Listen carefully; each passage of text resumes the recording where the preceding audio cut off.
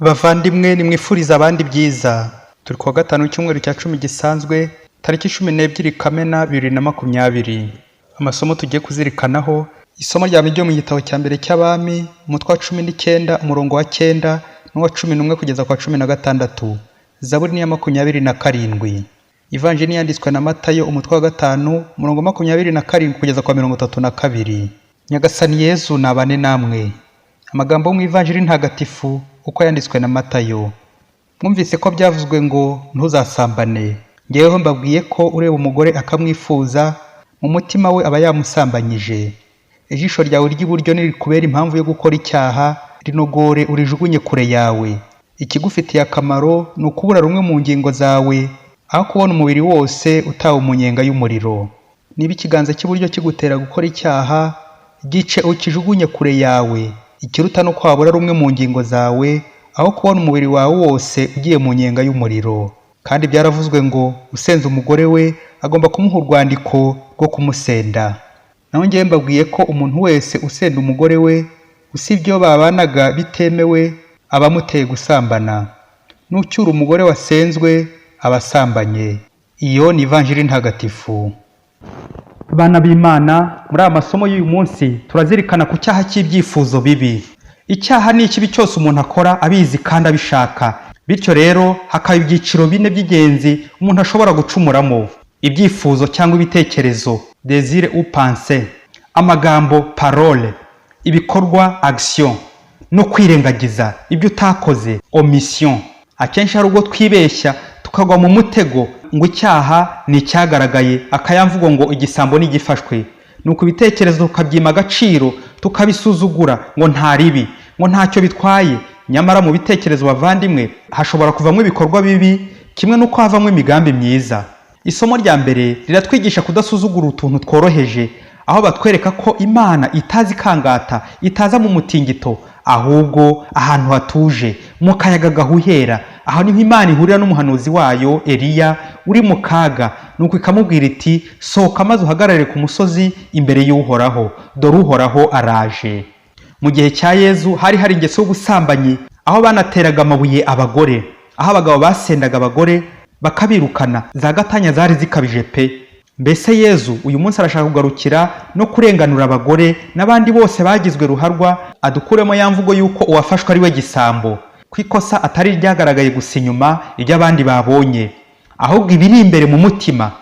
Nkuko Yezu abyivugira, icyanduza umuntu ntago ari kimwinjiramo mu mubiri corps, ahubwo ikimurimo roho esprit, ni ibitekerezo, ni ya migambi, ibyifuzo bibi. Yezu ati mwumvise ko byavuzwe ngo ntuzasambane. Ngeweho mbabwiye ko ureba umugore akamwifuza mu mutima we aba yamusambanyije.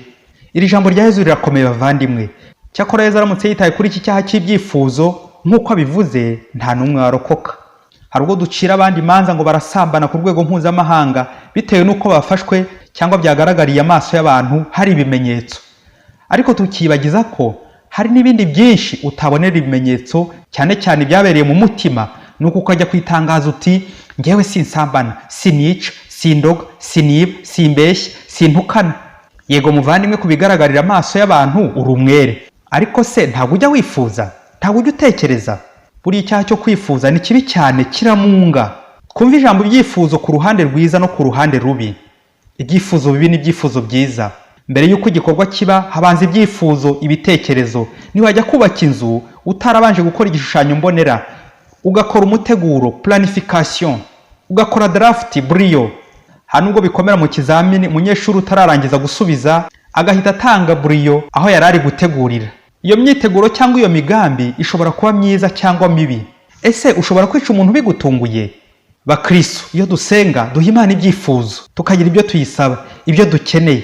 Ariko igitangaje, nyuma y'iminsi mike Imana iduha ibyo twayisabye, byaha byifuzo byacu ikabishyira mu bikorwa. Uko wifuza neza bikagera ku Mana, ni nako icyo wifuje nabi cyose nacyo kiyigeraho, bikazateza ibibazo mu minsi iri imbere, cyane cyane mu mutima wawe. Kwifuza ni nko gusonza, kugira inyota, hanyuma ugasigara upanga uburyo washyikira ibiryo, uburyo wanywa ayo mazi. Nka cya cyifuzo cya Kanyota ati nk'ubu ngiye ku Kivu ngasanga cyahindutse mitsingi, nahita nsubira mu rugo nkazana ibivomesho byose, nuko nkavoma ngahunika iwanjye, n'umugore wanjye sinabimubwira.